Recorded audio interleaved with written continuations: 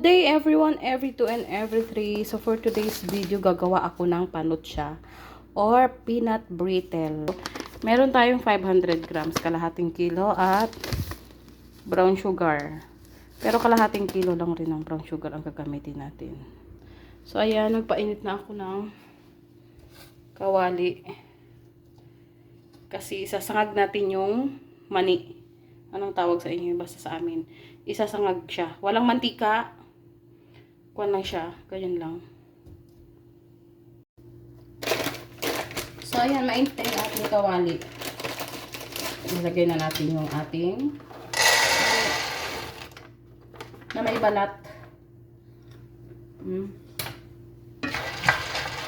Hininaan ko na ang apoy. Number 5 na lang. Para hindi lang siya masunog. Yung hanggang sa lumutong lang siya. At syempre, continuous yung paghukay para hindi nga masunog.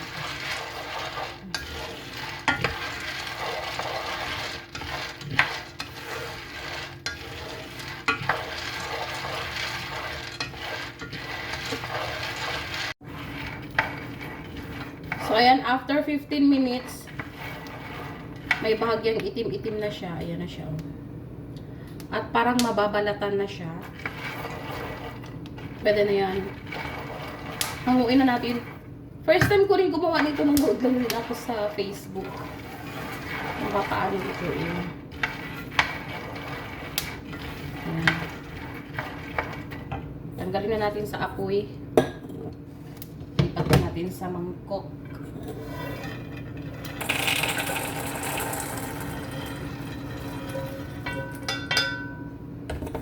Yan.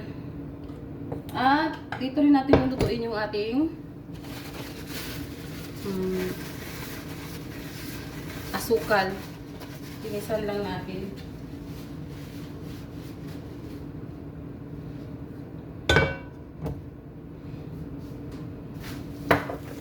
So sa kalahating kilong mani, kalahating kilong asukal din ang ating gagamitin.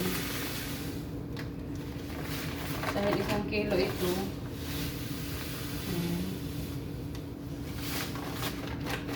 Kalahating kilo. Then, tunawin lang natin. Ay, may mga buo-buo pa yung aking asukal.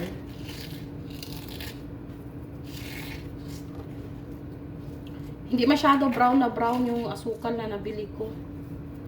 Wala dito yung brown na brown pareho sa Pilipinas. Mahina lang ang apoy, nasa medium lang.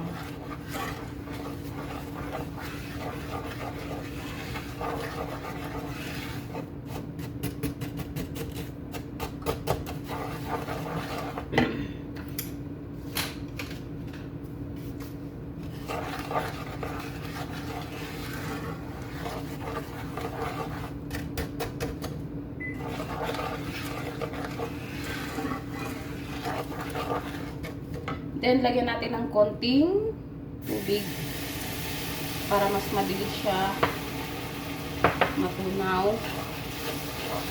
Then, halo lang ng halo. Huwag magsawa sa paghalo.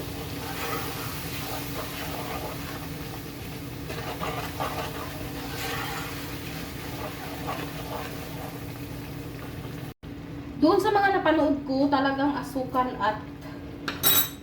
at mani lang. Pero may mga napanood din ako na nilalagyan nila ng butter. So, ito, try natin lagyan ng butter. Ayan lang, kalahati lang.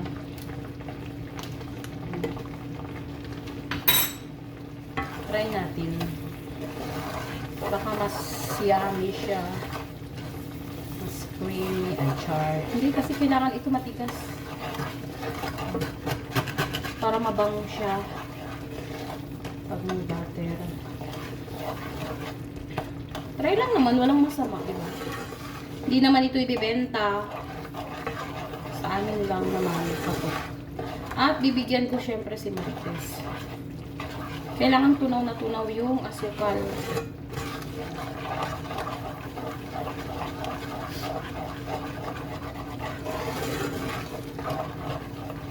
Continuous lang talaga ang paghalo. Hindi pwedeng hayaan. At hininaan ko na rin yung apoy.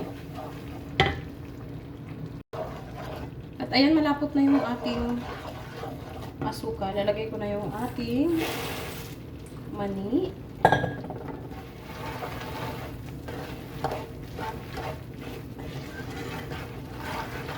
Ayan. Bango niya.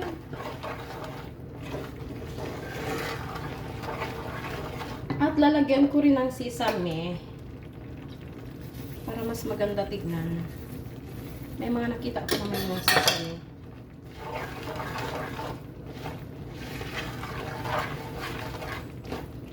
Para magkulay-kulay lang siya. Magkulay puti.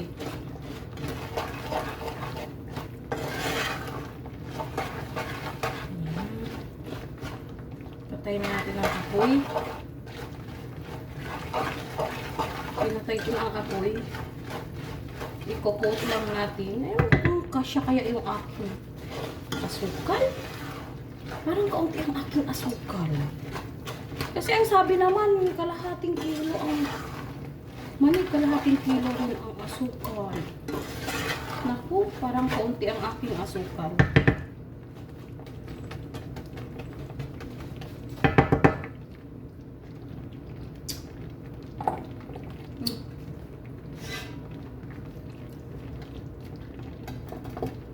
Buo pa ang asukal. Ano ba yan? Tagal naman natunaw yung asukal. Naku, palpak ata.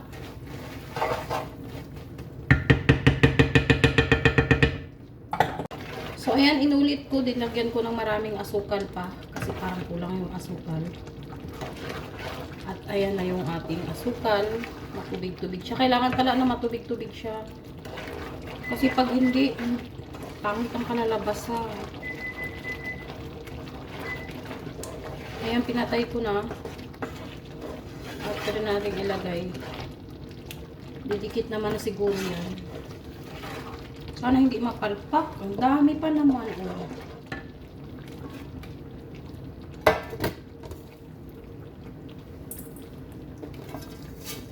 Ewan ko anong kalabasan nito. Wala akong parchment paper. Andun kay JR. Tanggalin lang natin sa apoy.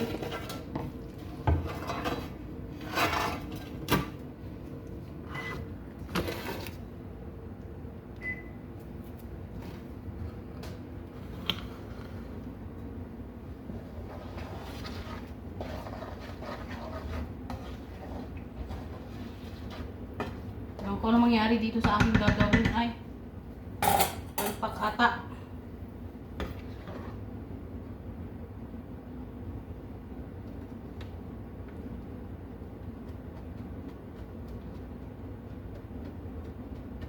Ayan.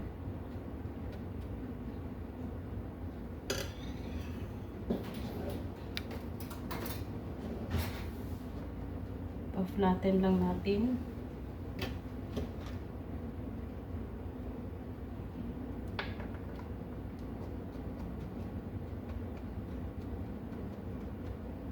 Kailangan flat siya.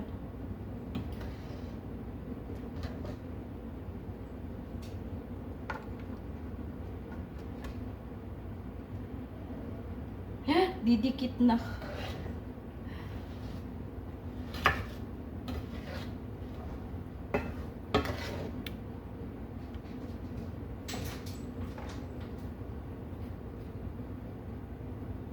Sana hindi pumalpak. Ay, Lord God, ang daming kuwan.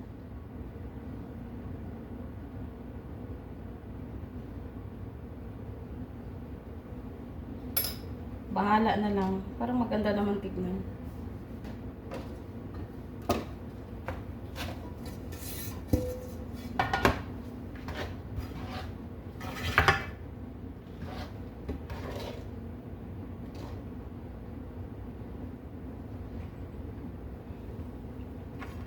Mas maganda pa rin na talaga yung asukal sa kwan. Pinas.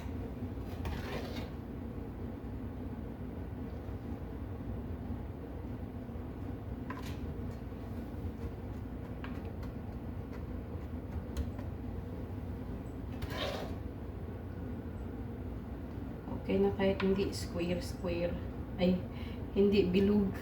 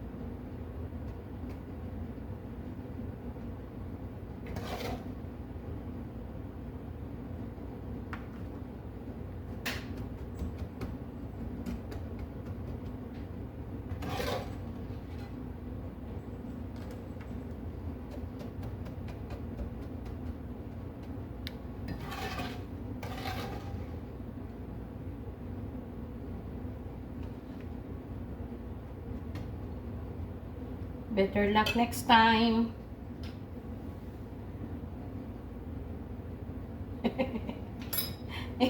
Iba ang shape ng isa.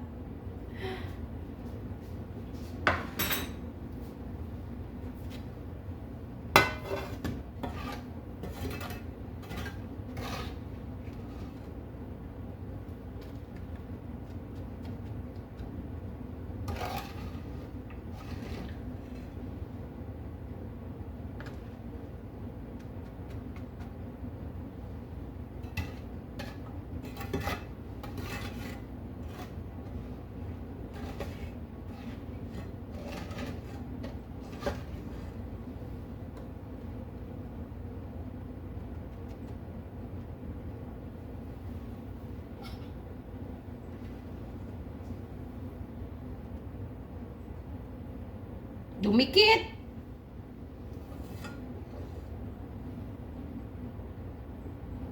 Okay na yan. Antayin ko mamaya. Kung anong kalalabasan. Di ako satisfied. Palpak siya, palpak. Uulit na lang ako. So hanggang dito na ang aking video sa araw na ito. Thank you so much sa walang sawang panonood. Especially teams, when a family. Stay safe everyone. God bless. Bye-bye.